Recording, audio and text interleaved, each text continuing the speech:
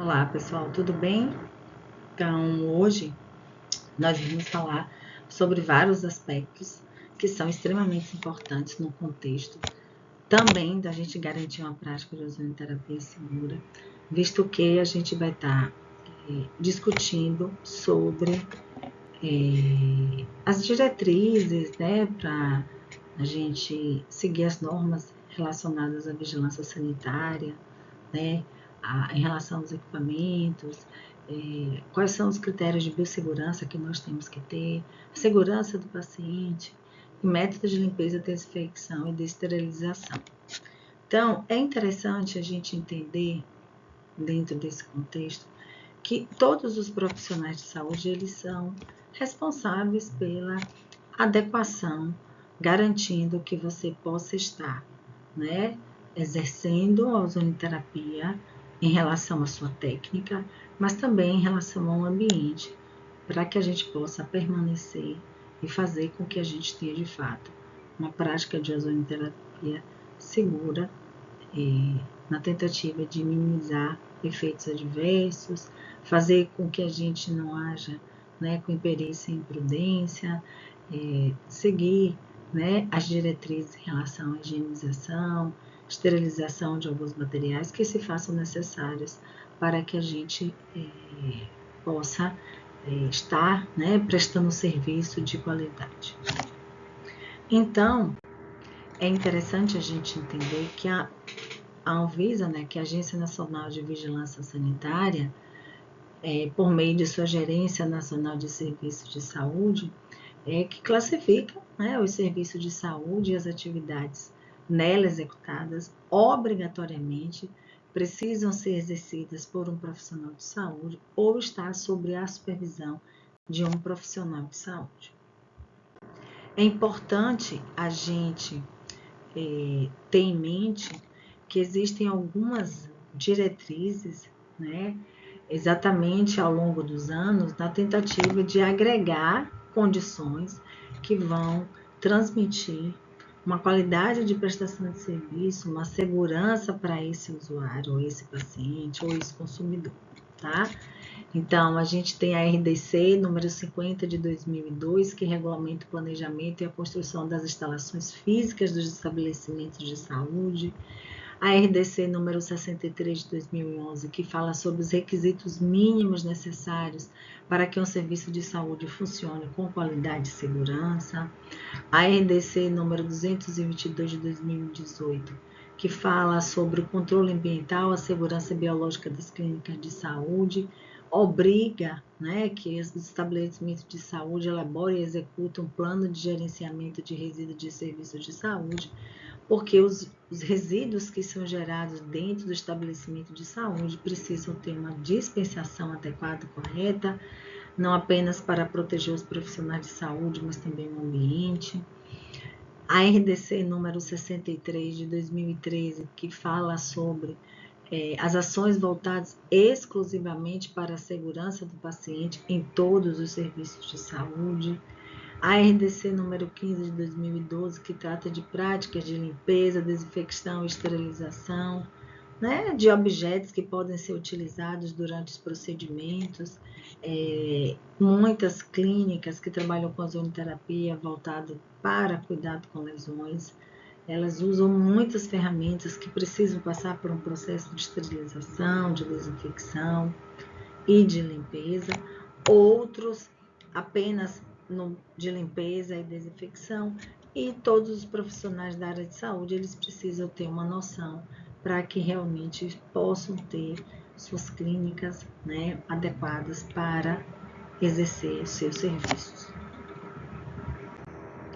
Mais recentemente, principalmente para aquelas pessoas que têm como forte com a estética, né, a Anvisa emitiu uma nota técnica número 2 de 2024, onde fala sobre alguns esclarecimentos sobre o serviço de estética e atendimento às normas sanitárias aplicáveis a esses serviços.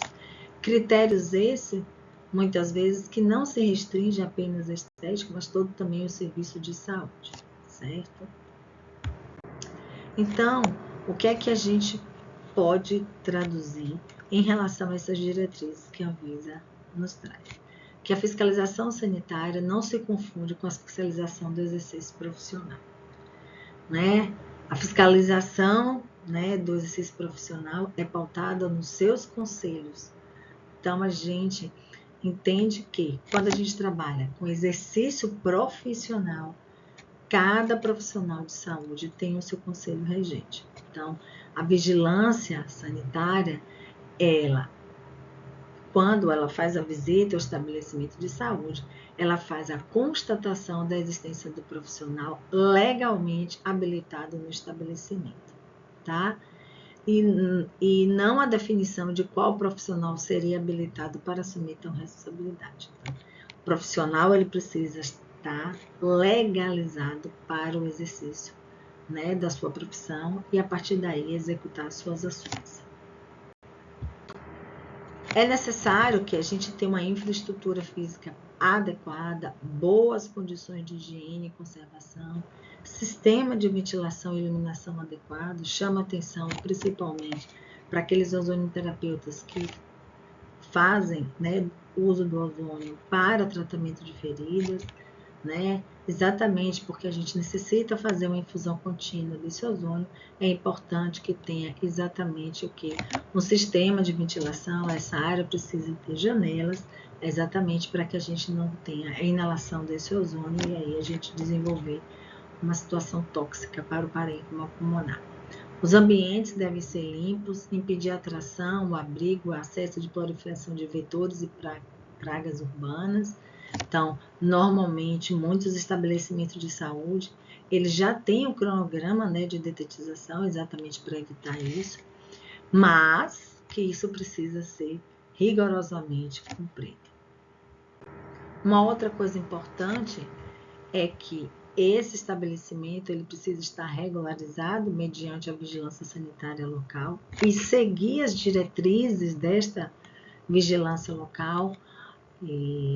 Eu tive contato com alguns colegas do interior do Rio de Janeiro, por exemplo, onde o município exigiu que onde tivesse atendimento de ozonioterapia tivesse uma vinculação com o serviço pré-hospitalar particular.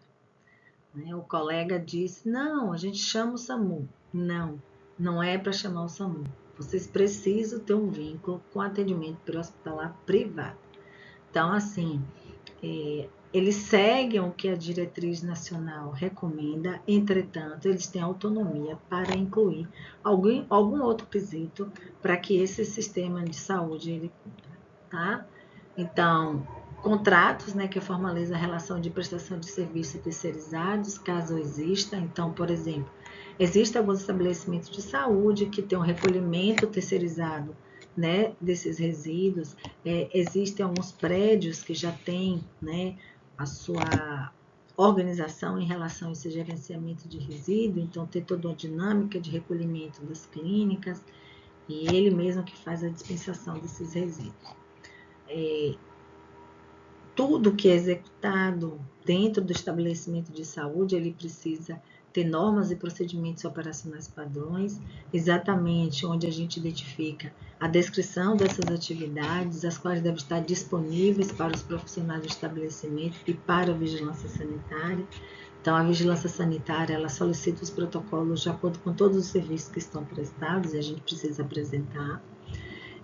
Os recursos humanos capacitados e dimensionados de acordo com a demanda, que cumpram, né, os pré-requisitos em relação à higiene, saúde, que façam uso de equipamentos, né, de proteção individual adequado diante das atividades que são desenvolvidas. Então, o profissional da área de saúde, mediante o procedimento que vai ser utilizado, ele precisa ter conhecimento dos equipamentos de proteção individual para garantir uma proteção tanto para ele quanto para o usuário.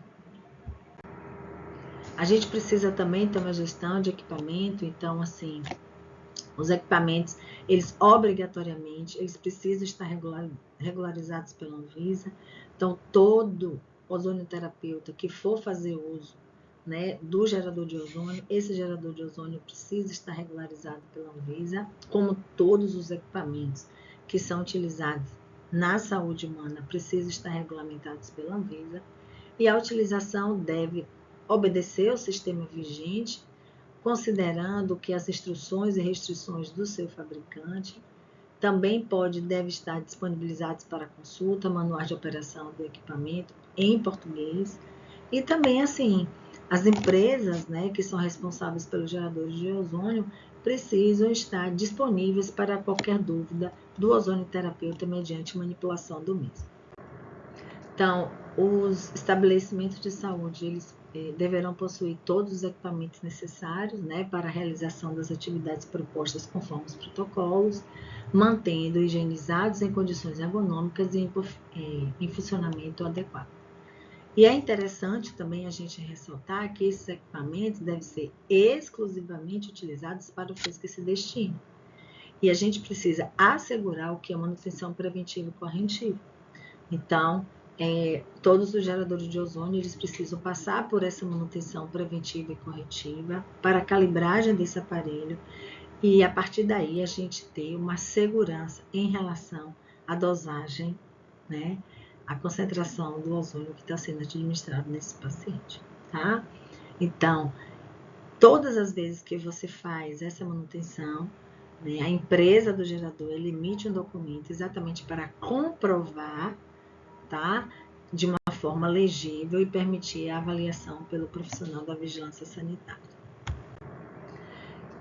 A limpeza, né, a desinfecção e esterilização, ela é de acordo, né, com a resolução de diretoria colegiada número 15, né, de 15 de março de 2012. E é interessante a gente ressaltar que quando a gente trabalha com esterilização, em algumas clínicas eles terceirizam, né, esse serviço, visto que eles, ao analisar, torna-se, né, um custo mais barato para esse estabelecimento. Então, processamento dos produtos químicos saneantes, né, domes sanitários, bem como os equipamentos utilizados no processamento dos produtos, devem ser regularizados pela Anvisa. As empresas processadoras, que são a terceirização dos procedimentos, né, dos processamentos desses produtos, devem ser licenciadas pela vigilância. Então, se porventura a gente for terceirizar um serviço, a gente também precisa garantir que essa empresa também esteja licenciada pela vigilância sanitária. A gente precisa entender que, para a gente garantir um serviço de qualidade, a gente precisa ter boas práticas no funcionamento do serviço de saúde. Então, as boas práticas, eles asseguram que os serviços sejam prestados de acordo com o padrão de qualidade, reduzindo os riscos inerentes da prestação de serviço de saúde. Então, todo o serviço de saúde que é prestado, a gente tem os riscos inerentes a ele e a gente precisa reduzir consideravelmente, exatamente para garantir que a gente tenha um padrão de qualidade, né, do nosso serviço prestado. É interessante que a gente, em 2011, né, a gente tem o RDC número 63, de 25 de novembro de 2011, onde dispõe os requisitos de boas práticas de funcionamento no serviço de saúde. E o objetivo dele é exatamente garantir essas boas práticas, fundamentando na qualificação desses profissionais, na humanização da assistência, da atenção, da gestão, na redução do controle de riscos dos usuários e meio ambiente. Então, hoje, mais do que nunca, tudo que a gente vem a fazer, a gente também precisa inserir dentro do contexto da assistência a sustentabilidade, não é?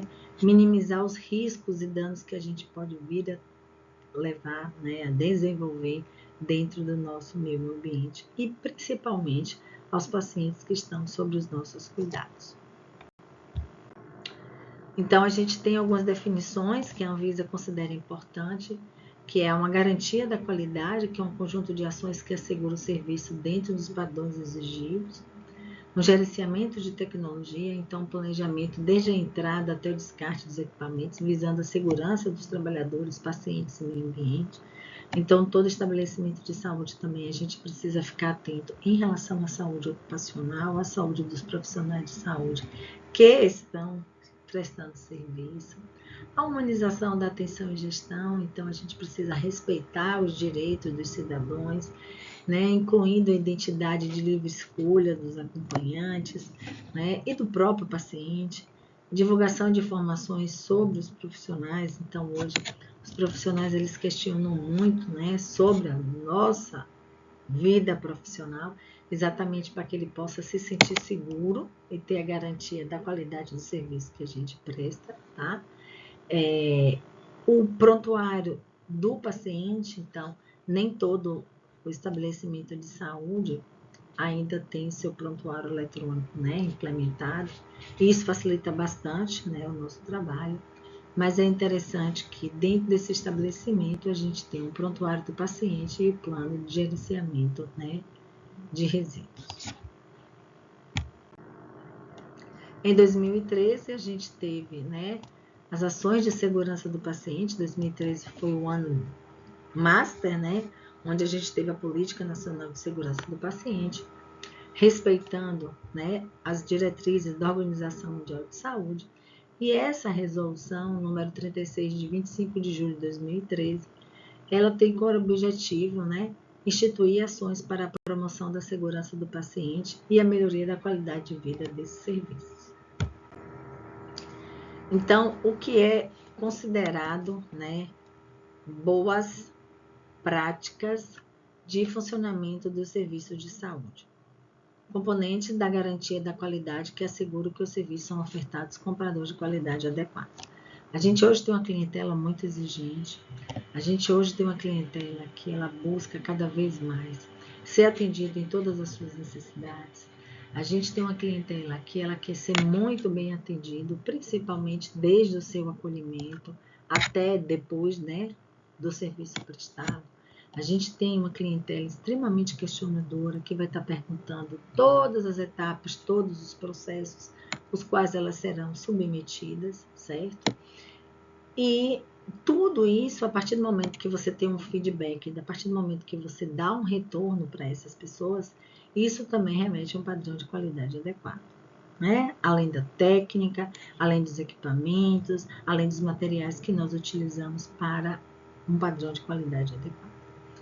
É necessário que a gente tenha uma cultura de segurança, então, conjunto de valores, atitudes, competências e comportamentos que determinam o comprometimento com a gestão e a segurança, substituindo a culpa e a punição pela oportunidade de aprender com as falhas e melhorar a atenção à saúde. Então, as boas práticas e essa cultura de segurança, ela é capaz muitas vezes de fazer com que você mude de conduta, mude de atitude, exatamente para que você possa ter uma oferta de um serviço, né, de qualidade. E por que que a segurança do paciente ela é fundamental? Porque a gente salva vidas, né? A partir do momento que a gente não errar, a gente salva vidas. E aí, a gente, em 1999, né, foi feito um estudo, um relatório que errar é humano, que revelou que milhares de mortes evitáveis ocorrem anualmente devido às falhas sistemáticas na assistência à saúde, marcando um divisor de águas na discussão sobre segurança. Então, o que a gente observou nesse estudo? Que muitas situações de gravidade, elas são evitáveis. Que muitos efeitos adversos, muitos danos, eles são evitáveis, né?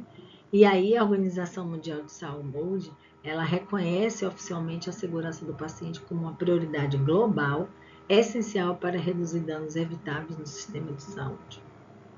E a Política Nacional de Segurança do Paciente no Brasil, ela veio com a intenção de promover e apoiar a implementação de práticas seguras em todos os serviços de saúde no Brasil. Então, assim, quando a gente fala de segurança do paciente, não é apenas dentro do contexto intra-hospitalar. Tudo que envolve serviço de saúde, prestação de serviço de saúde, a gente precisa instituir uma cultura de segurança do paciente, para que a gente tenha, de fato, né, garantia daquele serviço. E aí a gente entende que a segurança do paciente é um direito fundamental, pois é um direito inalienável de receber cuidados de saúde sem sofrer danos necessários ou evitáveis durante o processo de assistência. A gente tem uma prevenção ativa, né? Então envolve a prevenção sistemática de erros médicos, evitando eventos adversos e infecções relacionadas à assistência de saúde através de protocolos bem estabelecidos. E todas as atividades que a gente for desenvolver dentro da clínica, voltado principalmente para a odontoterapia, cada prática, né, cada via, ela precisa ter o seu protocolo, tá? Um cuidado centrado na pessoa, então inclui não apenas aspectos clínicos, mas também centrados no paciente, respeitando as suas necessidades individuais, preferência e dignidade humana. E quais são alguns conceitos considerados chaves dentro da classificação internacional de segurança do paciente? A segurança do paciente propriamente dita, que é reduzir o mínimo aceitável o risco de dano necessário associado ao cuidado da saúde. Dano, comprometimento de estrutura ou função do corpo. E qualquer efeito dele oriundo, incluindo-se doenças, lesão, sofrimento, morte, incapacidade ou disfunção, podendo assim ser físico, social, psicológico. Risco, possibilidade, a probabilidade de um incidente ocorrer. Incidente, evento ou circunstâncias que poderia ter resultado ou resultou em dano desnecessário ao paciente. Circunstância notificável, incidente com potencial dano ou lesão.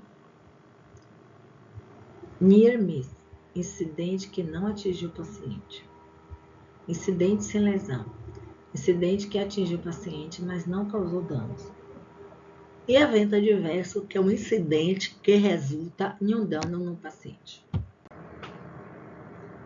Das condições organizacionais, é interessante a gente saber, mas quando a gente faz uma cultura de segurança do paciente, a gente entende que normalmente nas unidades, né, de grande extensão é que a gente observa um núcleo de segurança do paciente, tá?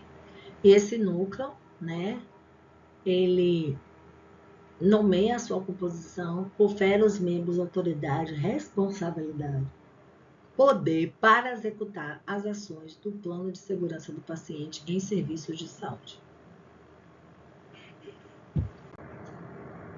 Então, o que é que compete esse núcleo de segurança do paciente? Promover ações de gerenciamento de riscos, né, do serviço de saúde, desenvolver ações para integrar e articulação multiprofissional, né, dentro dos serviços, promover mecanismos para identificar e avaliar a existência de conformidades, processos de procedimentos, né, para a realização da utilização de equipamentos, medicamentos e insumos, propondo ações preventivas e corretivas, acompanhar as ações vinculadas ao plano de segurança desse paciente, implantar um protocolo de segurança do paciente e estabelecer barreiras para a prevenção de incidentes nos serviços de saúde. Além disso, a gente pode notificar o Sistema Nacional de Vigilância Sanitária os efeitos adversos, manter sob sua guarda e disponibilizar à autoridade sanitária, quando requisitado, as notificações dos eventos adversos e acompanhar os alertas sanitários e outras comunicações de risco divulgadas pelas autoridades sanitárias. Então, a gente vê que a responsabilidade da vigilância é muito grande, exatamente para garantir a qualidade do serviço que está sendo prestado. Então, a gente entende que isso fortalece, né, a prática segura.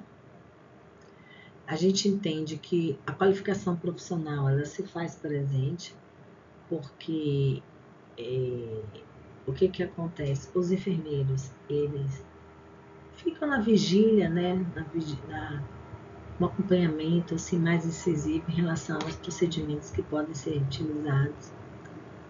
E isso exige uma capacitação profissional, monitoramento dos eventos, então, implementação de sistemas robustos de notificação e análise de eventos adversos para promover um aprendizado organizacional e melhoria. e o envolvimento do paciente. Promoção da participação ativa dos pacientes e familiares nos processos de cuidado, tornando-os parceiros na prevenção de riscos e na sua segurança. Isso é uma coisa importante porque mesmo que a gente tenha uma prestação de cuidado centrado na pessoa, muitas vezes o familiar ele faz parte desse processo, tá?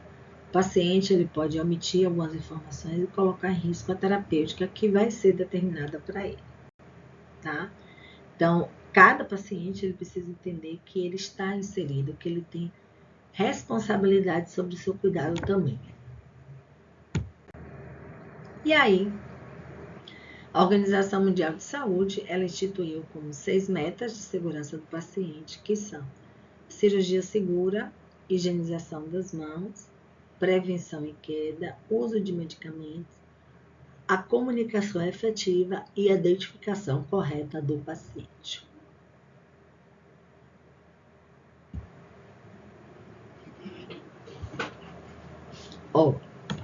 É importante.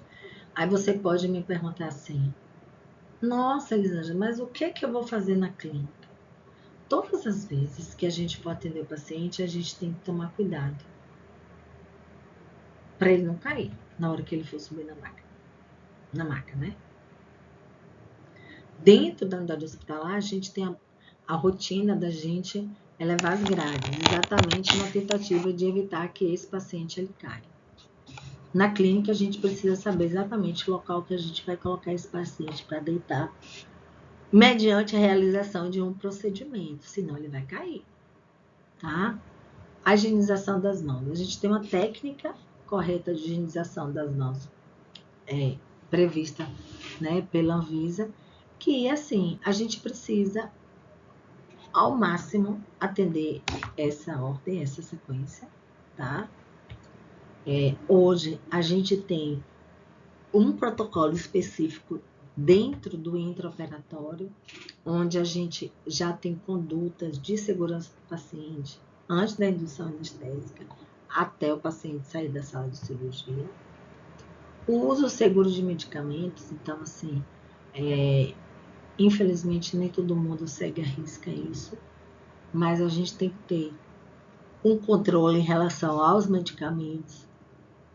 A comunicação efetiva é extremamente importante, né? Porque muitos de vocês não vão trabalhar sozinhos, vão trabalhar com a equipe, né, interprofissional, e a gente precisa falar de uma forma que haja compreensão sobre a sua ação clínica e também uma colaboração no que tange às condutas que foram determinadas para esse paciente.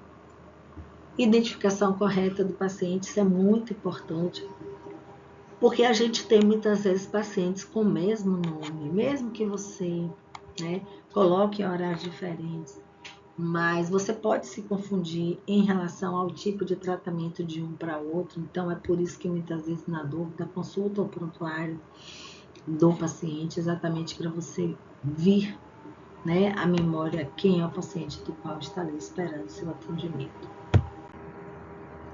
Então, a gente se depara diante dessa comunicação algumas barreiras que são muito importantes e a gente precisa ficar atento. Por quê? Porque o corpo fala. Então, a gente vê que existem algumas diferenças culturais, né? E isso pode dificultar a nossa comunicação. As diferenças morais, os valores e os que modam as interações, né? Assimetria de conhecimento. Então, a gente, ela é assim, quando a gente tem pacientes com dificuldade de entender, aqui a gente chama atenção exatamente para que a gente use uma linguagem coloquial, né?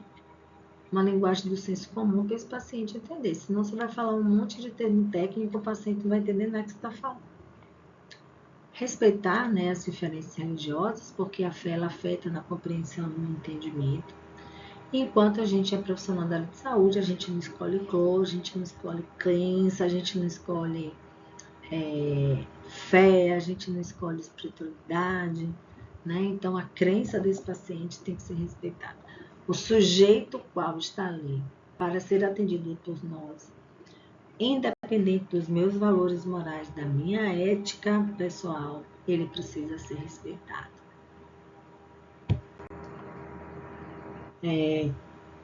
A gente precisa ter, dentro da execução da segurança do paciente, um equilíbrio da não maleficência e beneficência da saúde.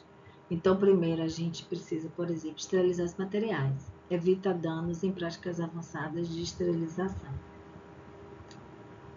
Atualizar padrões de prática. Então, assim, promover benefícios através da prática, né, avançada e atualizada. Lavar as mãos, então evita infecção, né, e é uma conduta simples, mas extremamente eficaz, e a gente tem vivido um momento muito delicado em decorrência da presença, né, de bactérias multiresistentes, de bactérias pan-resistentes, tá? E infelizmente a gente observa que muitas vezes esse paciente ele evolui para um choque séptico, uma sepse mais rápido, exatamente porque não está tendo, né, uma assistência adequada. E aí a gente chama atenção que para a gente ter esse equilíbrio, a gente precisa esterilizar os materiais, atualizar os padrões, né, da prática, lavar as mãos sempre, antes e depois do procedimento, ser honesto com os pacientes, então promover benefícios saindo honesto em práticas básicas. Essa é uma questão que eu particularmente fico muito preocupada, porque muitas vezes as pessoas recorrem à zoonoterapia como última instância, como a zoonoterapia fosse salvar ele de algo muito sério e muito grave, que durante muito tempo ele já veio fazendo inúmeros tratamentos. Em algumas circunstâncias, de fato, a ozonoterapia ela vai melhorar muito a qualidade de vida das pessoas. Mas isso é muito ruim, muito preocupante, porque muitas vezes a pessoa embute naquele procedimento as chances, né, de algo que é complexo de lidar. É difícil da gente fazer essa garantia, até porque quando eu faço administração de ozônio, eu também dependo da ação, da receptividade do outro, né, paciente. Então, a gente busca, né, atender, mas a gente entende que em algumas circunstâncias é bastante delicado isso. Então, a gente vê, né, que existe uma inequidade em saúde, onde a gente pode encontrar desigualdades sociais que agravam o acesso aos cuidados, padrões inconsistentes, onde distorce as práticas de enfermagem e atos de omissão, negar direitos ao paciente. Então, a gente tem cuidados que são essenciais para profissionais da área de saúde, que é a identificação segura dentro do contexto da segurança. Então, verificar a idade do paciente, utilizando pelo menos 2 identificadores únicos, até as etapas do atendimento, desde a admissão até a alta hospitalar. Higienização das mãos, que é uma prática segura, que ela deve ser realizada antes e depois de qualquer procedimento, qualquer coisa que eu tenha contato com esse paciente, segundo a técnica correta, para que a gente tenha eficácia, né? Então, quando a gente lava a mão, a gente remove aquela flora transitória. A mão da gente, quando não higienizada direito, é um veículo, né, importante de infecção e muitas bactérias resistentes. Através dos estudos, foi o contato com as mãozinhas que foi responsável pela contaminação daquele paciente, tá? Então, a gente entende que é importante que a gente tenha adoção, né, de checklist e protocolos padronizados, onde tem a participação de todos os profissionais envolvidos. Isso é muito importante também. E uma comunicação efetiva, né? Então, o estabelecimento, né, de comunicação clara, concisa e padronizada atendendo todas as equipes multidisciplinares, garantindo uma transferência segura de informações, né, críticas. Então, essa comunicação entre a equipe tem que estar muito coesa, exatamente para evitar transtornos futuros. Então, a cultura de segurança, de fato, é um compromisso de todos, exatamente porque a gente tem um aprendizado contínuo, né? E a educação, o conhecimento, ele transforma.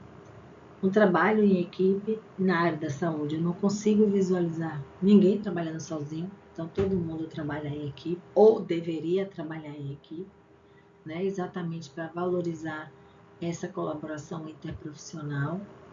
Parceria com pacientes, então a gente reconhece o paciente como um parceiro ativo.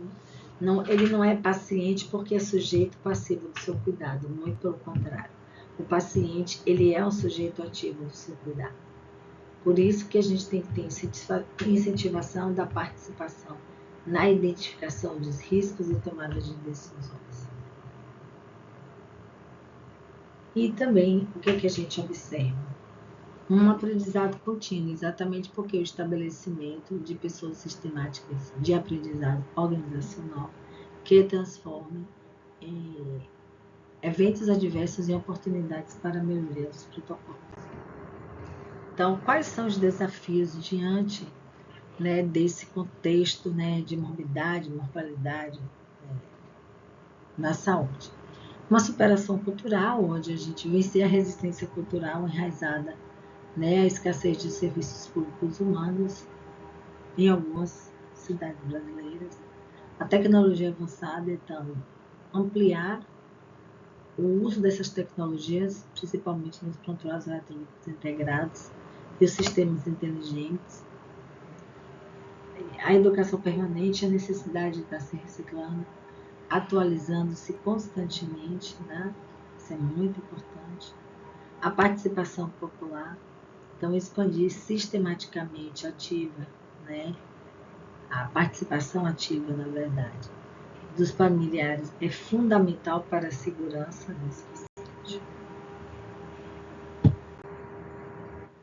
E entender que, de uma certa forma, a segurança do paciente é de responsabilidade de todos, certo? Então, a gente precisa garantir um cuidado seguro,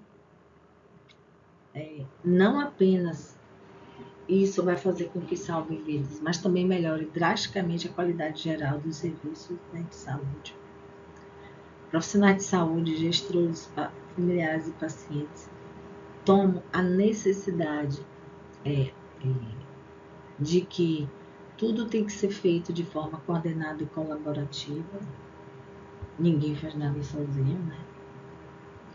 Cada um vai contribuindo e aí a gente tem, né, uma qualidade, né, de prestação de serviço fantástica. E mesmo que você esteja só, você seguindo todos os processos, você não tem uma qualidade da assistência. E investimento estratégico, né? Investir em segurança do paciente é investir diretamente na saúde, dignidade humana e confiança da população no sistema de saúde. Nesse sentido, a gente precisa, entre um dos requisitos, a gente precisa buscar ter controle de infecção relacionada à saúde em clínicas e consultórios. Então, assim, isso é imprescindível, né, para todos os ozonoterapeutas. Por que a infecção? Né, a gente, hoje, durante muitos anos, a gente falava infecção, né, hospitalar. Mas hoje a gente fala o quê? Infecção relacionada à assistência à saúde. Então, muitas circunstâncias levam à quebra desse sigilo, desse cuidado, né? Porque esse paciente, ele precisa também de proteção, ele precisa também ser protegido, né? Então, a gente vê que as infecções relacionadas à assistência de saúde, ela aumentam o nível de morbidade e mortalidade dos pacientes, prolongando o tratamento, complicando quadros clínicos, tá? Então, a gente vê hoje nitidamente uma alteração do perfil de morbidade e de mortalidade. O ambiente, então, clínicas e consultórios apresentam fluxo constante de pacientes, muitos com condições infecciosas, além de realizar procedimentos invasivos com potencial de contaminação. Então, aqui a gente também fica atento ao tipo de perfil de paciente que a gente atua, né? Uma proteção ampliada, medidas eficazes de controle protegem não apenas os pacientes, mas também os profissionais de saúde e a comunidade em geral, por conta da disseminação de patógenos. Mais uma vez ela é citada, então a higienização das mãos é uma medida mais simples e eficaz. Então a gente precisa buscar lavar as mãos na técnica correta, né? Então existe uma técnica asséptica para a higienização das mãos e a gente precisa fazer a higienização dessas mãos. Normalmente, lavagem com água e sabão, 40 a 60 segundos, ou fricção com álcool, 70%, de 20 a 30 segundos, seguindo o que a Anvisa determina. Quem deve fazer? Obrigatoriamente todos os profissionais de saúde, pacientes e visitantes, antes e após o contato com pacientes nas superfícies. E práticas complementares. Remover anéis, pulseiras, relógios, manter as unhas, né, mais curtas com esmalte para não maximizar a eficácia da higienização. E alguns protocolos são essenciais para que a gente não venha desenvolver infecção nesse paciente, tá? Que é o uso correto dos equipamentos de proteção individual, que aí, assim, muitas empresas ainda continuam fazendo uso do face shield, porque é mais barato do que comprar máscara cirúrgica. A necessidade, né, de fazer uso do óculos, fazer uso da luva, né? Não é só higienizar as mãos, é também higienizar as mãos e fazer uso da luva de procedimento. Se for necessário, né, ter contato com material estéril, a gente precisa fazer uso da luva estéril. Então, existe uma técnica correta para calçar essa luva estéril, certo?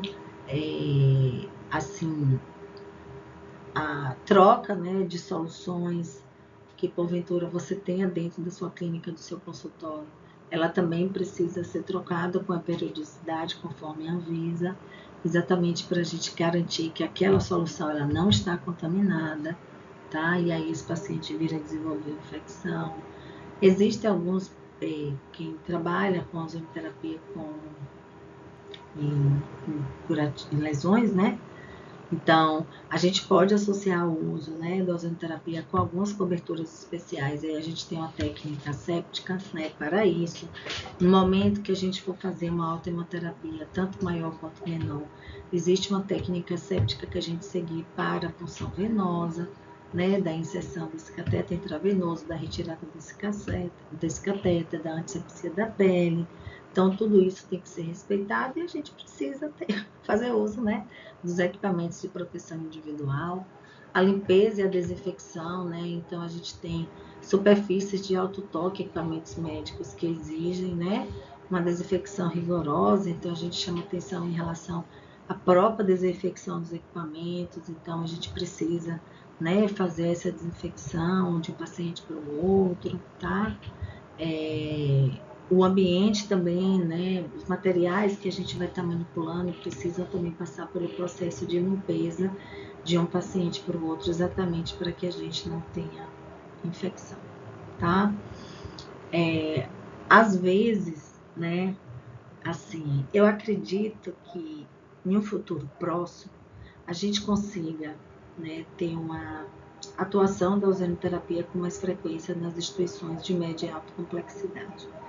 E isso, né, faz com que a gente exista, né, ou respeite, na verdade, alguns isolamentos, precauções de contato, precaução de aerosóis, né, em relação à manipulação desses pacientes nesses setores. E aí a gente entende que a gente tem tecnologias e inovações no controle da infecção, tá? Então, hoje a gente tem sistema de notificação, né? Algumas circunstâncias são de notificação compulsória e que precisam ser respeitadas. A gente tem sistema de inteligência artificial que analisa dados em tempo real, né? Exatamente para a gente prevenir essas infecções. E em situações na suspeita, para a gente fazer uma intervenção mais imediata e mais rápida, né? Uma telemedicina aplicada, teleenfermagem aplicada. Então, hoje essa questão, né, da consulta teleguiada é uma coisa que se faz presente, que pode ocorrer dentro de clínicas e consultórios menores, tá? E aí eu sugiro que cada profissional busque dentro do seu conselho as suas legislações relacionadas a essa questão. As ferramentas, né, móveis, então, os aplicativos especializados que vão facilitar as coletas de dados, adesão de protocolos, indicadores, que isso está dentro, né, da gestão de qualidade dos serviços, que é algo muito importante, que a gente precisa também seguir e respeitar. E a gente precisa que existem alguns desafios específicos para o controle dessa infecção, onde a gente precisa ter necessidade de treinamento, a gente precisa ter alguns protocolos que são impraticáveis, a gente tem a vulnerabilidade dessa clínica, a gente tem o risco de contágio, a gente tem um espaço que é muito limitado, que propicia a infecção, ou uma falha técnica, né? A falha da detecção, né, de algo que esse paciente porventura pode ter, ou até a falha da detecção, né, de uma técnica que não seguiu a técnica séptica, infecções não diagnosticadas e muitas vezes até a carência de informação desse profissional, né, em relação aos sinais e sintomas que vão caracterizar o processo infeccioso e também uma avaliação, né, desse paciente relacionados aos sinais e sintomas, como também em relação a um diagnóstico laboratorial que esse paciente pode estar desenvolvendo no processo infeccioso, tá? E aí a gente chama e alerta, né, a importância da higienização das mãos. Vários estudos, várias evidências científicas comprovam que a ferramenta, né, que a gente tem para evitar isso é a higienização das mãos. Então, ela é realmente uma estratégia, a principal estratégia, na verdade, de prevenção de infecção relacionada à assistência à saúde, as famosas IRAs. Engloba a higiene simples, a higienização antisséptica, a antisepsia cirúrgica e o preparo pré-operatório das mãos.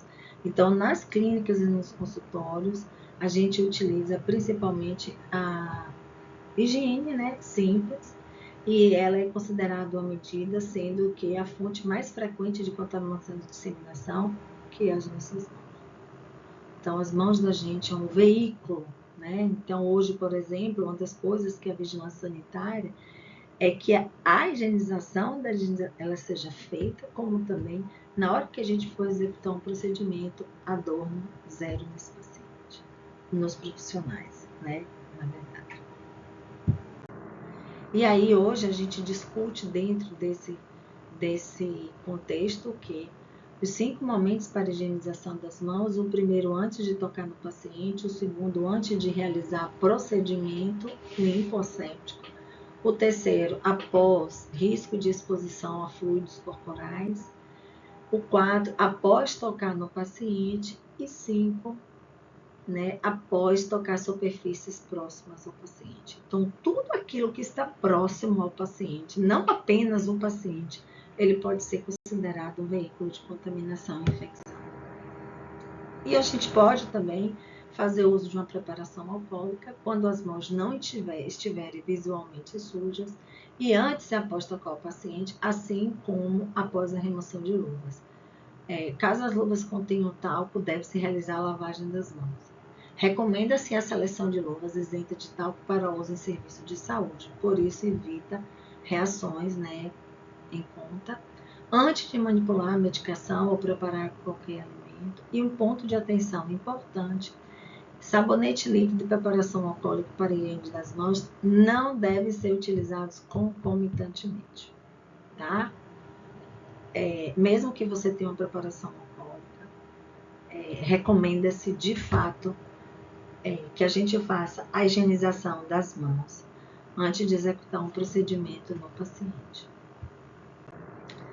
E aí, né, a gente vai dar seguimento ao nosso conteúdo, onde em um outro momento eu vou estar falando com vocês sobre biossegurança protegendo vidas e ambientes. Desejo a vocês um bom estudo e um bom trabalho.